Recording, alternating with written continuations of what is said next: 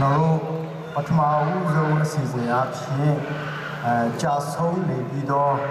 အာဇာနည်များကိုအလေးပြုဂုဏ်ပြုခြင်းအစီအစဉ်နဲ့ကျွန်တော်တို့စမှာဖြစ်ပါတယ်အားလုံးလေးစားတော်အဖြစ်မတ်တရပြီးကျွန်တော်တို့10မိနစ်ငြိမ်သက်ခြင်းနဲ့အစီအစဉ်ကိုကျွန်တော်စပြပါမယ်10မိနစ်ညိနေမြဲအားလုံးထိုင်နိုင်ပါပြီ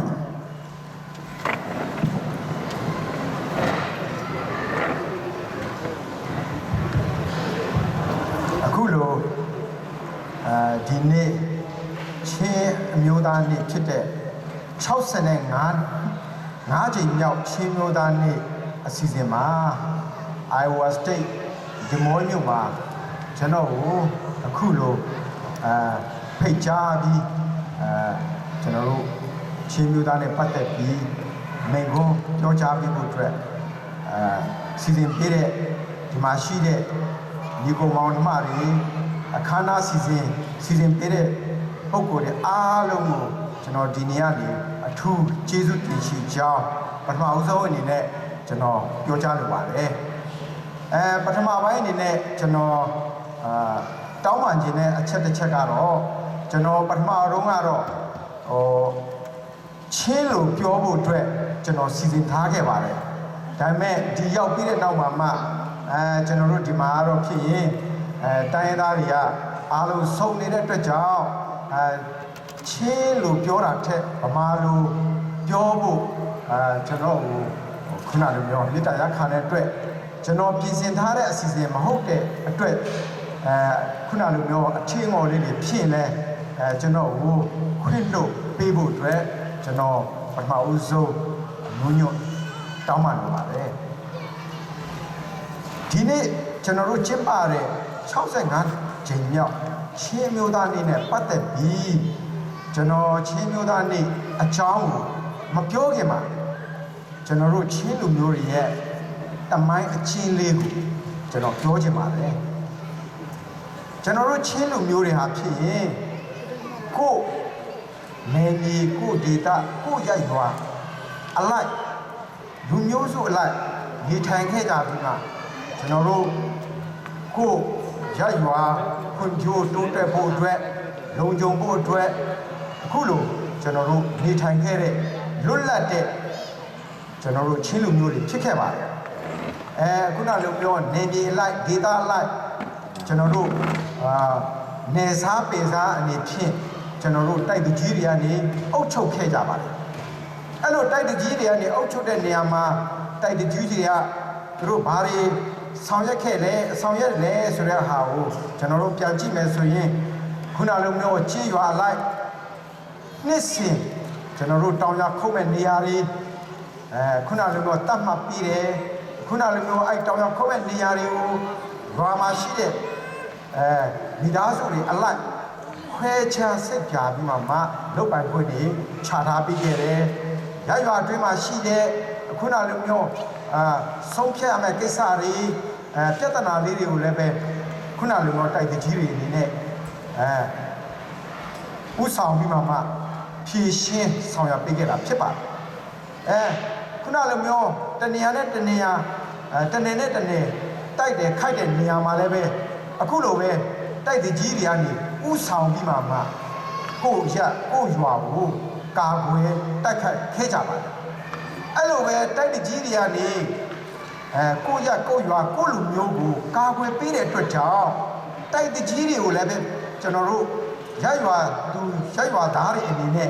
ဘာတွေပြန်ပြီးပံ့ပိုးခဲ့လဲဆိုရင်ကျွန်တော်တို့ဝက်ကိုကျွန်တော်တို့အရေးပြားတွေအကုန်ခွာပြီးမှဝက်ကိုတတ်ထားတဲ့ဝက်တစ်ကောင်ကအရေးပြားတွေခွာပြီးမှအဲ့ဝက်ကိုတစ်နှစ်မှာတစ်ချိန်ကျွန်တော်တို့တိုက်တကြီးစားဖို့အတွက်ကျွန်တော်ပံ့ပိုးခဲ့ရဖြစ်ပါတယ်နောက်တစ်ခုတိုက်တကြီးတွေတောင်ရခုတ်တဲ့နေရာမှာလည်းပဲရရွာသားတွေအနေနဲ့လုံအားအနေနဲ့တရက်ခုနလူမျိုးဝင်ကူပြီးမှတောင်ရကိုကျွန်တော်တို့လောက်ကန်အကူအညီပေးခဲ့ကြပါတယ်အဲ့လိုတွေမကပါဘူးဥမာရရွာတွေမှာ ကျွန်တော်တို့ချောင်းတွေမြောင်းတွေမှာငါးတွေတော့ဖမ်းရင်လဲငါးတွေမှာရလာတဲ့ငါးတွေနဲ့ကနေဝေပုံစုတစ်ခုကိုကျွန်တော်တို့တိုက်တကြီးတွေအတွက်ပေးခဲ့ရပါတယ်အဲ့ဒီလိုနဲ့ပဲတိုက်တကြီးတွေညအချိန်မှာမိထုံးဖို့အတွက်လိုအပ်တဲ့ကျွန်တော်တို့ထင်းရှူးကျွန်တော်တို့ထင်းရှူးနဲ့မိထုံးနိုင်တဲ့ဒီထင်းတွေကိုလည်းပဲကျွန်တော်တို့ရိုက်ရွာတွေကနေစီစဉ်ပေးခဲ့ရပါတယ်နောက်တစ်ခါကိုတောင်ယာတွေမှာထွက်တဲ့ခုနလိုတော့ဆန်ရည်စပားကိုလည်းပဲခုနလိုတော့ကျွန်တော်တို့တိုက်တကြီးတွေကိုပံ့ပိုးပေးခဲ့ရရှိပါတယ်နောက်တစ်ခါတိုက်တကြီးတွေသုံးဖို့အတွက်အိမ်မှာသုံးဖို့အတွက်ထင်းနေလည်းပဲဝိုင်းဝန်းပြီးခုနလိုတော့စီစဉ်ပေးခဲ့ရတာဖြစ်ပါတယ်အဲ့လိုပဲတိုက်တကြီးတွေကိုတိုက်တကြီးနဲ့ခုနလိုပဲရယူရသားတွေဟာအပြန်အလှန်အကူအညီပေးပြီးမှဒီဒေသရဲ့လုံခြုံရေးဒီဒေသရဲ့ဖွံ့ဖြိုးရေးဒီဒေသရဲ့စီမံခန့်ခွဲရေးကိုအဲ့လိုလွတ်လွတ်လပ်လပ်နဲ့ဆောင်ရွက်ခဲ့တာဖြစ်ပါတယ်အဲ့ဒီအချိန်ခါကိုပြန်ကြည့်မယ်ဆိုရင်ဗမာပြည်မှာဗမာလူမျိုးတွေကိုဗမာဘုရင်ကအုပ်ချုပ်ခဲ့တဲ့အချိန်ဖြစ်ပါတယ်အဲ့ဒီလိုပဲကချင်ပြည်နယ်မှာလည်းပဲကချင်လူမျိုးတွေကိုကျွန်တော်တို့တိုက်တကြီးလိုမျိုးပဲနေစားပြည်သားတွေဖြစ်တဲ့ဒူးဝါတွေကနေကိုရက်ကိုရွာကိုအုပ်ချုပ်စီမံခန့်ခွဲခဲ့တာဖြစ်ပါတယ်အဲ့ဒီလိုပဲ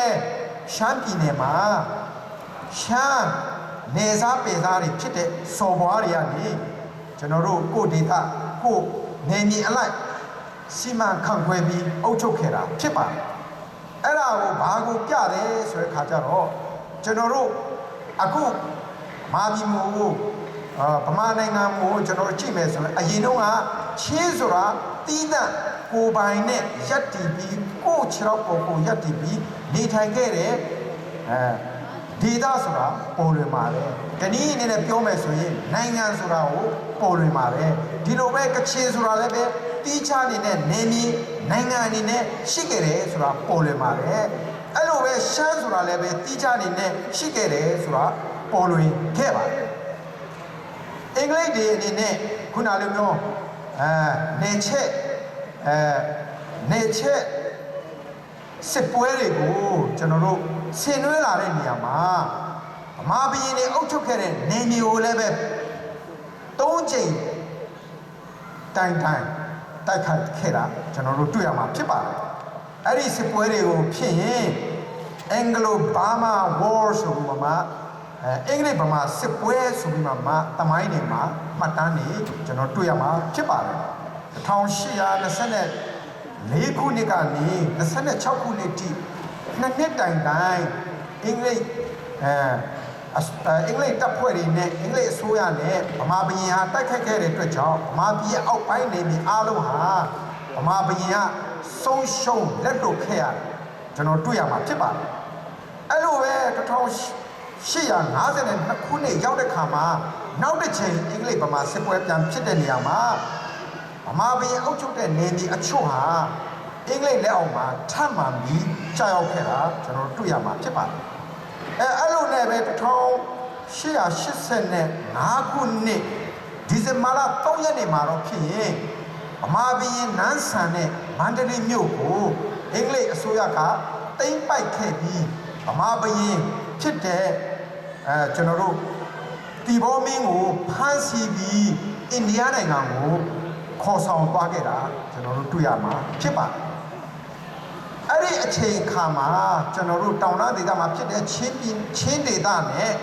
ကချင်ဒေသနဲ့ရှမ်းဒေသဟာဖြစ်ရင်ဗမာတွေအင်္ဂလိပ်တွေရဲ့ခုနလိုမျိုးတိုက်ခိုက်မှုတွေ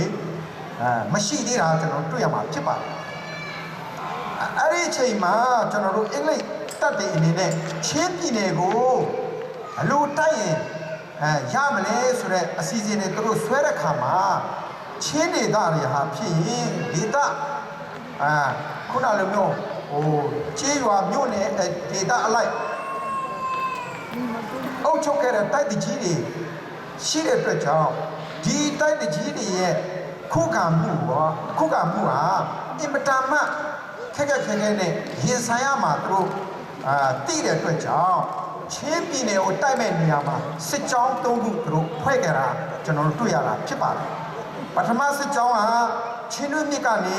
တင်မောနဲ့တက်လာပြီးမှကလေးဝကိုရောက်ပါတယ်ကလေးဝကနေကလေးမြို့ကိုသွားပါတယ်ကလေးမြို့ကနေ Fort White ကိုသူတို့တက်ပါတယ် Fort White ကနေတိတိနဲ့တိတိနဲ့တဝိုက်တွေကိုသူတို့တိုက်ပါတယ်အဲ့ဒီကနေဖလမ်းကိုတိုက်ပါတယ်အဲ့ဒီတိုက်တဲ့အင်္ဂလိပ်စစ်သားဖြစ်ရင်အင်အား1622ဦးဖြစ်ပါတယ်နောက်ကလေးကန်ကိုဘက်ကနေတက်လာတဲ့အင်္ဂလိပ်စစ်ကြောင်းတစ်ခုအဖြစ်ရင်ကျွန်တော်တို့ကန်ကိုကနေခုနလည်းဇုတ်ခွာနေဟာခါကိုတိုက်ဖို့အတွက်တက်လာတဲ့စစ်ကြောင်းဖြစ်ပါတယ်အဲ့ဒီစစ်ကြောင်းမှာဖြစ်ရင်အင်္ဂလိပ်စစ်သားအနေနဲ့1896ဦးရှိခဲ့ပါတယ်နောက်တစ်ခုကတော့ဖြစ်ရင်ဘင်္ဂလားဒေ့ရှ်နယ်မြေဖြစ်တဲ့စစ်တကောင်းကနေစစ်ကြောင်းတစ်ကြောင်းသူတို့တက်လာတာဖြစ်ပါတယ်အဲ့ဒီစစ်ကြောင်းမှာအင်္ဂလိပ်စစ်သားအနေနဲ့3380အင်အားရှိခဲ့ပါတယ်အဲ့လိုစစ်ကြောင်း၃ခုအနေနဲ့ချင်းပြည်နယ်ကိုတိုက်ခဲ့တဲ့နေရာမှာလမ်းတွေလည်းသူတို့ဖောက်ခဲ့တယ်ခုနလည်းစစ်တကောင်းကနေအခုမီဇိုရမ်ပြည်နယ်ကိုလမ်းတွေကိုသူတို့စစ်တိုင်နဲ့ဖောက်တယ်မီဇိုရမ်ကနေကျွန်တော်တို့ထန်တန်ဟာခါဇုံခွာနောက်တစ်ခါကံပလက်ဝါထိသူတို့လာသွားတဲ့လမ်းတွေသူတို့ဖောက်တယ်ဖလမ်းဘက်ကိုလည်းသူတို့မြောက်ဘက်ကိုဖလမ်းတိတိ Fort White အဲ့ဒီဘက်ကိုသူတို့ဖောက်ခဲ့တာဖြစ်ပါတယ်အဲ့လိုတိုက်တဲ့နေရာမှာကျွန်တော်တို့ပေါ်တာဆိုရဲကျွန်တော်တို့စစ်သားတွေပစ္စည်းတွေတဲဖို့အတွက်တုံးခဲ့တဲ့ပေါ်တာလူဦးရေဖြစ်ရင်3293ဦးရှိခဲ့ပြီးမှမြင်းအကောင်ကြီးမြင်းရလားရအကောင်ကြီးဖြစ်ရင်2196ကောင်ရှိခဲ့ပါတယ်နောက်တစ်ခါစင်အနေနဲ့82ကောင်ချင်းပြည်နယ်ကိုတိုက်ခဲ့တဲ့နေရာမှာသူတို့အသုံးပြုခဲ့တာကျွန်တော်တို့တွေ့ရပါတယ်အဒီလိုနဲ့ပဲကျွန်တော်တို့တိုက်တဲ့နေရာမှာစစ်တကောင်းဘက်ကနေတက်လာတဲ့အင်္ဂလိပ်စစ်ကြောင်းဟာဖြစ်ရင်ကျွန်တော်တို့ထန်တန်မြို့နယ်ထန်းဇန်ဆိုတဲ့ရွာအရောက်မှာထန်တန်မြို့နယ်မှာရှိတဲ့ကျွန်တော်တို့တိုက်နေခေါင်းဆောင်တိုက်တဲ့ကြီးဖြစ်တဲ့လက်လွေးနဲ့အဖွဲ့ဟာကြိုးဆောက်ပြီးမှအင်္ဂလိပ်တွေကိုခုခံတိုက်ခိုက်ခဲ့တာတွေ့ရပါတယ်အဲ့ဒီနေရာမှာဘလောက်ထိတိုက်ပွဲပြင်းထန်ခဲ့တယ်ဆိုတဲ့ဟာကိုကျွန်တော်တို့ကြည့်မယ်ဆိုရင်အင်္ဂလိပ်တပ်ဖွဲ့တွေမှာခေါင်းဆောင်ခဲ့တဲ့ Lieutenant John Stewart နဲ့အင်္ဂလိပ်စစ်သားအားလုံးဒီလက်လွေးနဲ့အဖွဲ့ဟာ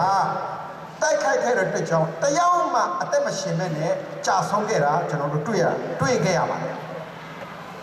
အဲ့လိုနဲ့ပဲ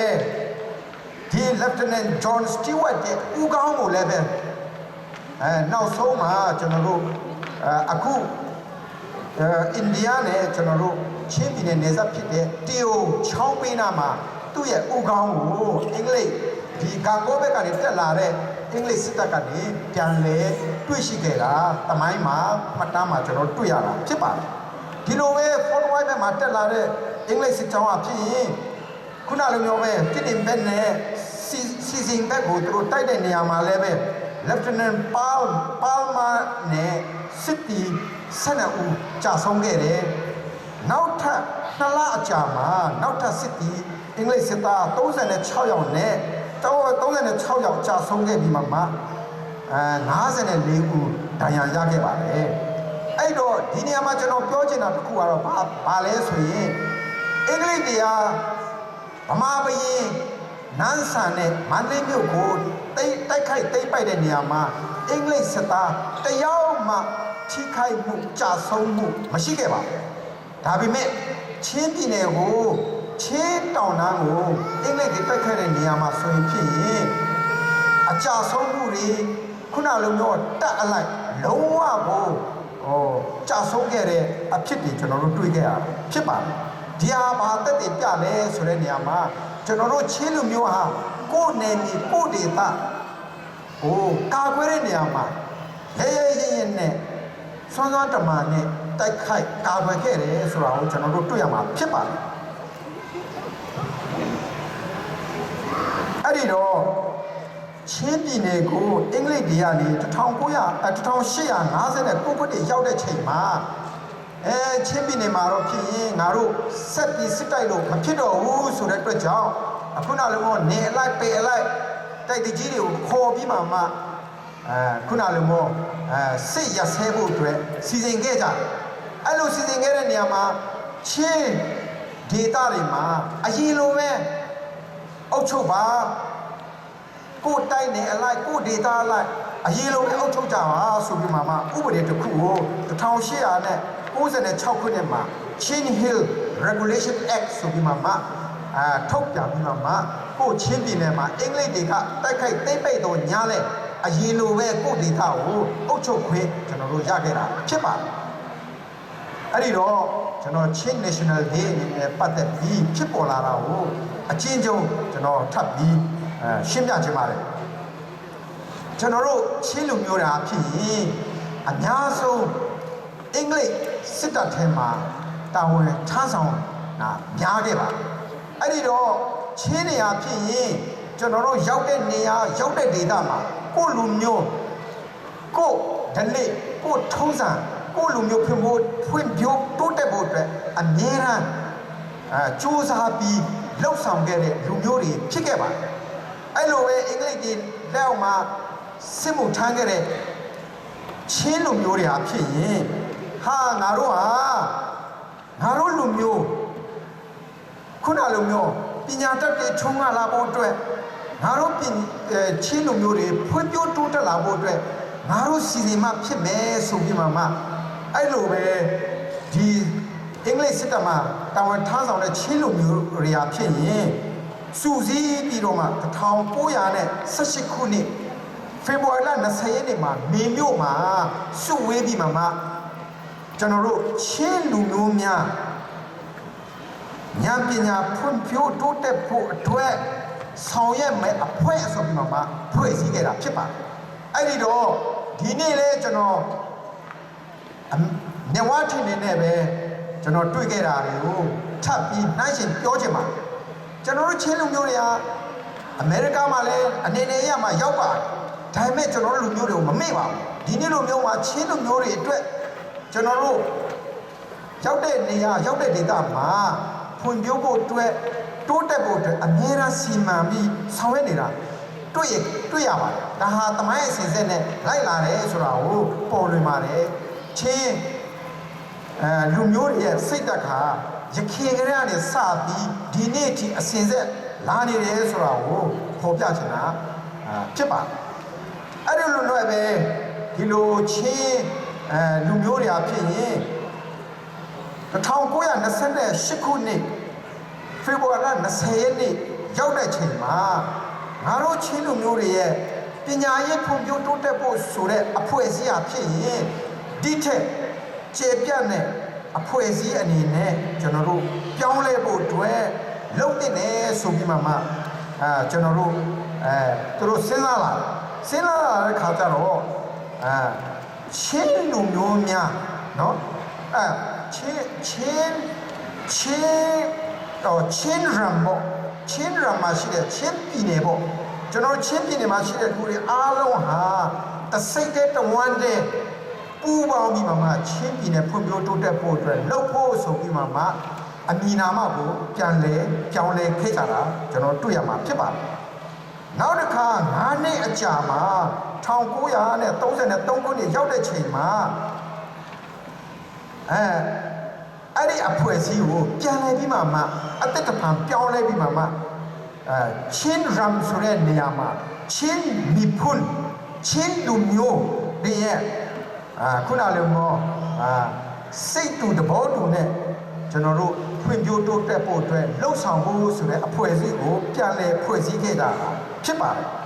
အဲ့ဒီအဖွဲ့အစည်းကိုပြန်လဲဖွဲ့စည်းပြီးတဲ့နောက်မှာ1934ခုနှစ်ရောက်တဲ့ချိန်မှာစက်တင်ဘာလ29ရက်နေ့မှာ conference တစ်ခုကိုသူတို့လုပ်ခဲ့ပါတယ်အဲ့ဒီ conference မှာ အင်္ဂလိပ်တွေစီကိုသူတို့တောင်းတဲ့အချက်က6ချက်ရှိခဲ့ပါတယ်အဲ့ဒီ6ချက်ထဲမှာအတိကအကျဆုံးအချက်တွေကိုပဲကျွန်တော်ပြောပါမယ်ပထမချက်အနေနဲ့အတိကအကျဆုံးအချက်အနေနဲ့ဗမာအင်္ဂလိပ်တွေကဗမာတွေကိုဆက်ဆံတယ်လို့ခုနလိုတော့တခြားတိုင်းရင်းသားတွေဆက်ဆံတယ်လို့ကချင်တွေဆက်ဆံတယ်လို့ရှမ်းတွေဆက်ဆံတယ်လို့ဗမာတွေကိုဆက်ဆံတယ်လို့ငါတို့ချင်းလူမျိုးတွေကဆက်ဆံပါဆိုပြီးမှသူတို့တောင်းဆိုတယ်တကယ်လို့ဗမာဆိုတဲ့နိုင်ငံကိုလွတ်လပ်ရေးပေးရင်ငါတို့ချင်းတွေကိုလည်းပဲလွတ်လပ်ရေးပေးပါဆိုပြီးမှအချက်တွေကိုအဲ့ဒီ conference ကနေတောင်းဆိုခဲ့တာဖြစ်ပါတယ်အဲ့ဒီလိုနဲ့ပဲနောက်၄နှစ်အကြာမှာ1938ခုနှစ်ရောက်တဲ့အချိန်မှာအဲ့ဒီဖေဖော်ဝါရီလ20ရက်နေ့မှာပဲကျွန်တော်တို့ချင်းပြည်နယ်ရဲ့တောင်ဘက်ဆုံးအကြတဲ့ကမ်ပလက်မြို့မှာလူဦးရေ3000လောက်အနေနဲ့ရကနေတက်လာပြီးမှကျွန်တော်တို့အခုနပထမကျွန်တော်ပြောတဲ့အင်္ဂလိပ်အစိုးရစီမှာအချက်6ချက်တောင်းဆိုတဲ့အချက်တွေကိုထပ်မံပြီးမှအတည်ပြုပြီးတောင်းဆိုတယ်အဲ့ဒီအချိန်မှာအင်္ဂလိပ်ဆိုရနေချင်းလူမျိုးတွေရဲ့တောင်းဆိုချက်ကိုလက်မခံနိုင်ဘူးဆိုတာပြောတဲ့အတွက်ကြောင့်အဲ့ဒီအချိန်မှာချင်းလူမျိုးတွေကဆန္ဒပြမှုပထမအဦးဆုံးအချိန်ဆောင်ရွက်ခဲ့တာကျွန်တော်တွေ့ခဲ့ရပါတယ်။နောက်1939ခုနှစ်ရောက်တဲ့ချိန်မှာဒီချင်းလူမျိုးတွေကအခုနလိုမျိုးလှုပ်ရှားမှုတွေကိုအင်္ဂလိပ်တွေကကြည့်တဲ့အချိန်မှာဒီလူမျိုးတွေကခုနလိုမျိုးဒီတောင်းဆိုမှုတွေကတဖြည်းဖြည်းပြင်းထန်လာပြီးမှနောက်ပိုင်းမှာပြဿနာတွေတက်လာမယ်ဆိုတာကိုသူတို့ထင်တဲ့အတွက်ကြောင့်အင်္ဂလိပ်တွေကဒီချင်းလူမျိုးတွေရဲ့လှုပ်ရှားမှုခေါင်းဆောင်ဖြစ်တဲ့ပူဘုံတူမောင်နဲ့အဖွဲ့တွေကိုအင်္ဂလိပ်တွေကဖမ်းဆီးခဲ့တာဖြစ်ပါတယ်ဖမ်းဆီးပြီးကျွန်တော်တို့ခုနလိုမျိုးထောင်ချခဲ့တာကျွန်တော်တွေ့ရမှာဖြစ်ပါတယ်1949ခုနှစ်ရောက်လာတဲ့ခါကျတော့ကျွန်တော်တို့လွတ်လပ်ရေးတောင်းဆိုတဲ့နေရာမှာဗမာလူမျိုးတွေအဖြစ်ရင်ငါတို့ဗမာလူမျိုးတွေတစုတစည်းတဲ့အနေနဲ့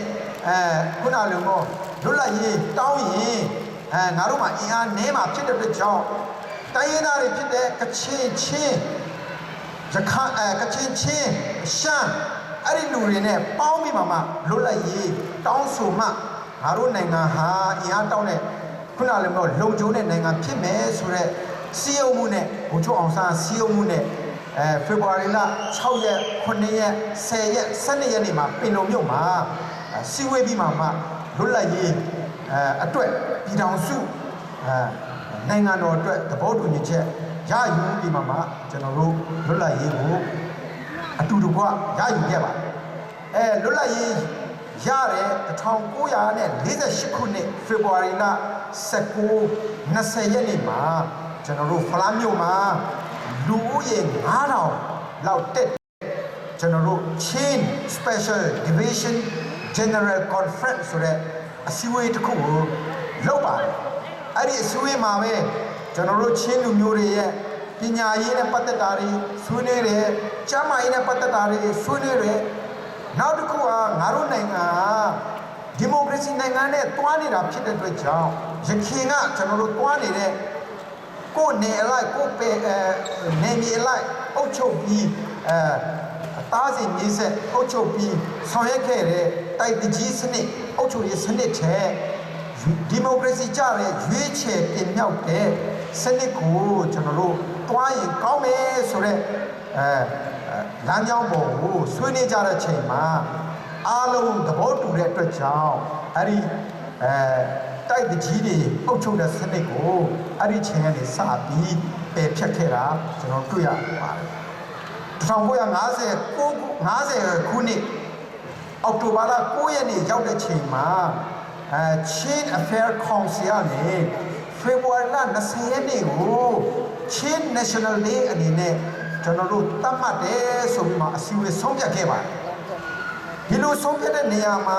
ဖေဖော်ဝါရီလ20ရက်နေ့ဖြစ်ပေါ်လာတဲ့ဖြစ်စဉ်တွေကိုကြည့်မယ်ဆိုရင်ရခိုင်ကချင်းလူမျိုးတွေအင်္ဂလိပ်လက်အောက်မှာ စစ်မှုထမ်းခဲ့တဲ့ပုံကိုယ်တွေစတင်ခဲ့တဲ့ဖေဖော်ဝါရီလ20ရက်နေ့ကိုအစင်းစစ်ကျွန်တော်တို့လှုပ်ဆောင်ခဲ့တဲ့ဟာကိုအတိမတ်ပြုဂုဏ်ပြုတဲ့အနေနဲ့ချင်း National Day ကို1950ခုနှစ်အောက်တိုဘာလ9ရက်နေ့မှာဖေဖော်ဝါရီလ20ရက်နေ့ကျွန်တော်တို့သတ်မှတ်ပြီးချင်း National Day ကိုကျွန်တော်တို့သတ်မှတ်ခဲ့ပါတယ်1952ခုနှစ်ရောက်တဲ့ချိန်မှာချင်း National Day ကိုကျွန်တော်တို့မင်းတပ်မြို့မှာစီစီကားတိုက်တိုက်မြိုင်မြိုင်နဲ့ပထမဦးဆုံးအချိန်ချင်းမျိုးသားနဲ့ကိုကျွန်တော်တို့ဆောင်ရွက်ခဲ့ပါတယ်အဲ့ဒီချင်းမျိုးသားနဲ့ဆောင်ရွက်ခဲ့တဲ့နေရာမှာမြန်မာနိုင်ငံမှာဝန်ကြီးချုပ်လုပ်ခဲ့တဲ့ဝန်ကြီးချုပ်ဦးနုကိုယ်တိုင်တက်ရောက်ပြီးမှချင်းမျိုးသားနဲ့မှာဂုံပြုတ်တော်အဖြစ်မိန့်ခွန်းလဲပြောကြားခဲ့ပါတယ်အဲ့ဒီလိုပဲကရင်အမျိုးသားဖြစ်တဲ့မမဆိုင်လဲတက်ရောက်ခဲ့ပြီးမှချင်းအမျိုးသားနဲ့ကိုဂုံပြုတ်တော်အဖြစ်မိန့်ခွန်းပြောခဲ့ပါတယ်1956ခုနှစ်ရောက်တဲ့ချိန်မှာအစိုးရကနေချင်းမျိုးသားနေ့ကိုကျွန်တော်တို့ပါမြာခုနလိုပေါ့လေပါမြာပွင့်ဖူးတဲ့နေ့ဆိုပြီးမှပြောင်းလဲခဲ့တာကျွန်တော်တို့တွေ့ရပါတယ်အဲ့ဒါနဲ့ပတ်သက်ပြီးချင်းမျိုးသားနေ့ကိုပါမြာပွင့်တဲ့နေ့ဆိုပြီးပြောင်းလဲတဲ့ဥစ္စာကိုမကျေနပ်ကြတဲ့အတွက်ကြောင့်1959ခုနှစ်မှာဝန်တူမောင်ဦးစီးပြီးကပတိန်မောင်တုံးနုံနောက်တစ်ခါဟာခါကနေနိုင်ငံရေးခေါင်းဆောင်ဖြစ်တဲ့ရှောင်းနောဦးဆောင်ပြီးမှတိတိမြို့မှာဖေဖော်ဝါရီလ20ရက်နေ့ဒီချင်းမျိုးသားနဲ့ဖြစ်တယ်ဆိုတဲ့ဥစ္စာကိုသူတို့ဦးစီးပြီးစီစီကားတိုက်မြဲချင်း National Day ကိုပြန်လဲလှုပ်ဆောင်ခဲ့ပါတယ်1958ခုနှစ်ရောက်လာတဲ့ချိန်မှာ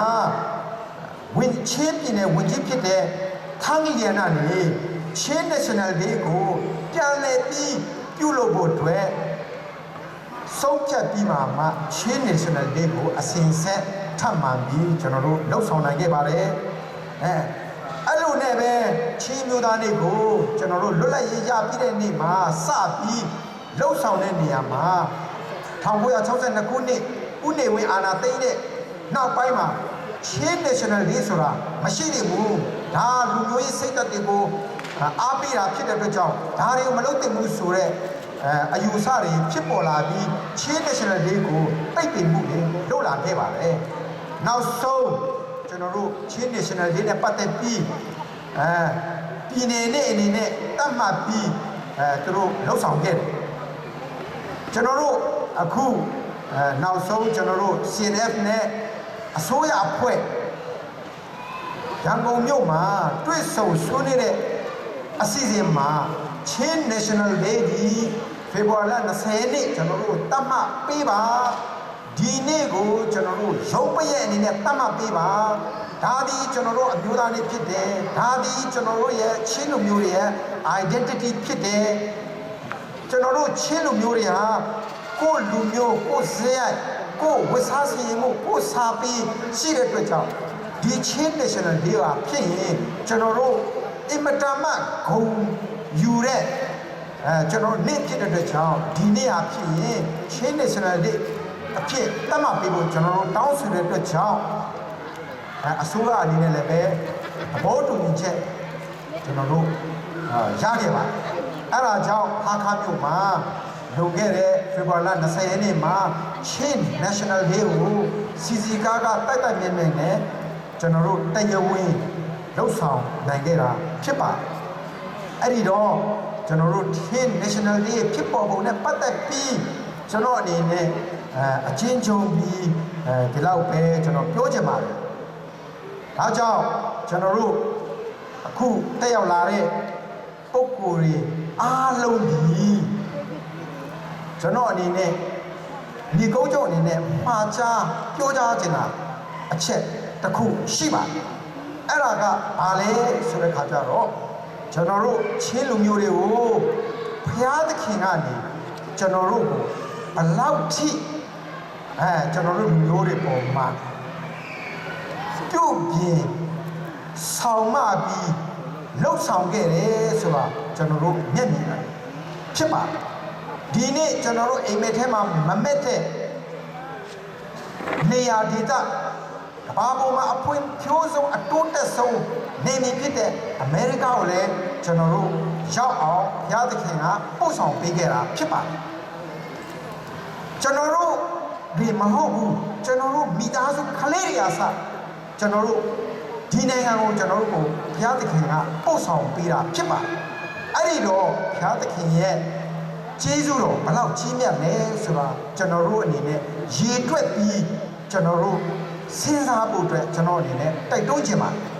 ဘုရားသခင်ကဘာဖြစ်လို့ဒီလိုပို့ဆောင်ပြီးကျွန်တော်တို့ဒီကိုရောက်အောင်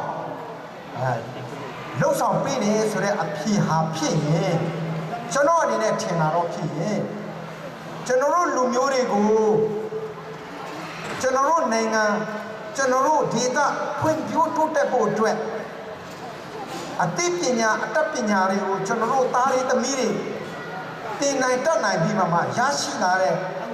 ပညာတွေနဲ့ကျွန်တော်ဒေသဖွံ့ဖြိုးဖို့တိုးတက်ဖို့အတွက်လှုပ်ဆောင်ဖို့အတွက်ကျွန်တော်တို့ကိုဒီကိုပံ့ပိုးပို့ဆောင်ပေးတယ်လို့ပဲကျွန်တော်အနေနဲ့ခံယူပါတယ်ဒါကြောင့်ဒီနေ့ကျွန်တော်တို့တဦးချင်းအနေနဲ့ကျွန်တော်တို့ရဲ့စူးစမ်းမှုကြောင့်ကျွန်တော်တို့ရဲ့လှုပ်ဆောင်မှုကြောင့်ဒီနိုင်ငံကိုကျွန်တော်ရောက်တာမဟုတ်ဘူးဘုရားသခင်ရဲ့ပို့ဆောင်မှုကြောင့်ကျွန်တော်တို့ရောက်တာဖြစ်တယ်ဘုရားသခင်ကကျွန်တော်တို့ကိုဘာကိုလှုပ်ဆက်ပြီးလှုပ်စေခြင်းလဲဆိုတာကိုဒီနေ့တက်ရောက်လာတဲ့ပုံကိုယ်တွေအားလုံးမမေ့ကြဘဲနဲ့ငါတို့တာဝန်ဒီငါတို့လူမျိုးငါတို့ဒေသဖွံ့ဖြိုးတိုးတက်ဖို့အတွက်လှုပ်ဆောင်ဖို့တာဝန်ရှိသေးပါတယ်ဆိုတာကိုခုနလိုမျိုးရိယာပြီးဒီချင်းမျိုးသားနေ့မှာကျွန်တော်တို့လူမျိုးတွေဂုဏ်ယူဝင်ကြွားတယ်လို့ကျွန်တော်တို့ဆက်လက်ပြီးလူမျိုးအတွက်တာဝန်ထားဆောင်နိုင်ကြစေဖို့အတွက်ကျွန်တော်အနေနဲ့တိုက်တွန်းရင်းဒီကုန်းချုပ်ပါတယ်ကျေးဇူးအများကြီးတင်ပါတယ်